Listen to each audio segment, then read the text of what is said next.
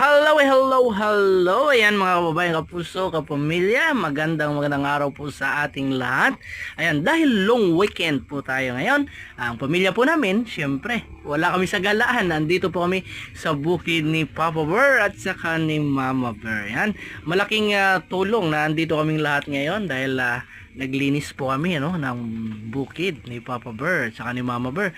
Dito po sa mga tanim na saging, sa area po na ito ay naglinis po kami, tulong-tulong po kami simula sa kay Papa Bear, kay Mama Bear at saka yung mga bata dahil ngayon walang klase mga bata.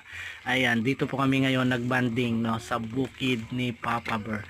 Ay nakita nga ninyo sama-sama kami na naglilinis sa area po na ito. Ang area po nito ay mga tanim namin dito ay saba at doon naman sa kabila ay lakatan. Ayan.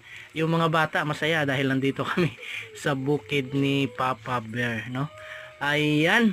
Ang mga babayan ng panahon natin ngayon ay sobrang init Kaya kunting init lang ay napakalaki ang maging epekto sa mga tanim po nating mga saging. Sana hindi na tumagal yung sobrang init mga kababayan dahil yung mga tanim na saging ni Papa Bear at saka ni Mama Bear dito po sa upland area yung malayo sa tubig sumobra ang init, maapektuhan yung mga tanim po na saging Kaya sa paglilinis yung mga naglaglag na mga sanga po ng niyog, ayan, sinigaan po ni Papa Bear para maging malinis at hindi matalisod yung mga naglalakad sa daan. Ayan.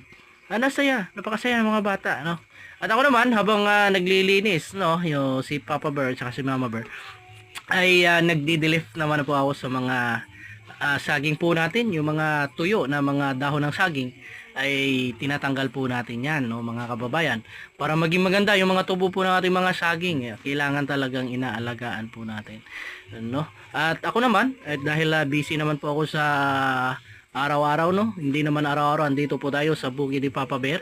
Yan, paminsan-minsan lang din naman kasama ko itong mga bata na ito ang sasaya di ba?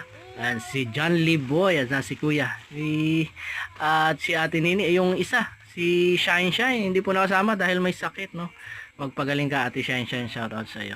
Ayan muli, shoutout sa lahat ng mga kababayan, kapamilya, kapuso po natin. Ingat po kayo palagi. Ayan mga kababayan, ingat po, bye bye po.